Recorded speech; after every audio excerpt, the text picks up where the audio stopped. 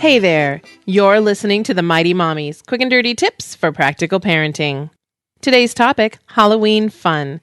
Tips to have even more fun during Halloween. Before I start the show, I have to take a moment to thank my wonderful husband Dan for filling in as the mighty daddy last week. My voice had gone on vacation while I was sick in bed. Dan did a wonderful job, and I'm extremely lucky to have him. Dan talked to you about Halloween safety last week. I'll continue talking about Halloween, but I'm going to focus on some interesting ideas and tips that may be as new to you as they are to me.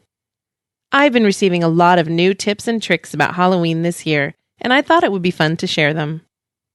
My first tip is about treats. Although some older kids might think it's just a trick to make them eat healthier. Last year, I did take my kids around the neighborhood to collect treats. They mostly received the usual candy, but I was delighted to find single-serving bags of pretzels, graham crackers, and fish-shaped crackers, as well as single mini cans of Play-Doh in their buckets. This year, I'm going to have 2 different bowls of treats to hand out. I'm going to have a toddler bowl and a candy bowl. The majority of treats we received last year could not be enjoyed by my children. Most of them were simply choking hazards. I think my husband ate most of it, but I'm sure I had more than I needed. This year, I'm going to give age-appropriate treats. There's no rule stating that treats have to be edible. You can also consider handing out stickers, temporary tattoos, crayons, fun-colored erasers, and as I mentioned earlier, small tubs of Play-Doh. Of course, individual budgets will dictate what treats are the best option for you when planning to pass them out. My tip for staying within your budget is to buy what you can afford and turn out the porch light when it's gone. Remember, it isn't your duty to give out treats. You should only do so if it's something you really want to do and can easily manage. Decorating is not one of my personal strengths, but I learned a couple of decorating tips that I'm actually excited to try out this year. The first idea is called a window jack-o'-lantern. You can pick up some orange tempera paint at a craft store and use it to paint a large orange pumpkin shape on your window. When you fill in the pumpkin, leave the eyes, nose, and mouth areas unpainted. When the lights are on inside the house, the light will shine through the face, creating a candle inside type effect when viewed from the outside. This is a great idea, especially for second-story windows. If you like the real pumpkin type jack-o'-lanterns, but want something steadier, I learned a great tip that was new to me. Instead of cutting the stem off your pumpkin, cut off the base. Using a good knife, cut straight across the base of the pumpkin and scoop out your seeds. Be sure to save your seeds for baking. They're easy and delicious. I'll post a recipe link in the transcript. After you carve your pumpkin as usual, you can place it on a plate or a baking sheet over an electric light, glow stick, or votive candle. If you do use an actual lit candle, please use a candle holder or other heat-resistant surface.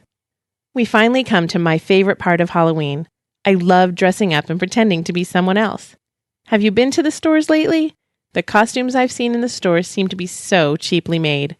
The materials are thin and the prices are high. Sewing a complete costume from scratch can be time-consuming and expensive unless you're already fully stocked with supplies. The most economical and sometimes original costumes can be made with things you already have or can obtain for little to no money. Bodysuits and sleepers that fit your toddler can be adorned with felt, buttons, glitter, or fabric paints to create simple costumes. If you have a yellow sleeper, you can paint black stripes to create a bumblebee. A red sleeper can become a ladybug by hot gluing black felt circles on the back. Any color sleeper can be adorned with a ruffle around the neck and some fluffy yarn pom-poms down the front to create a little clown.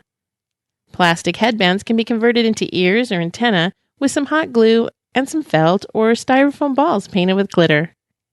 If you aren't the crafty type, you might consider gathering your fellow parents for a costume exchange.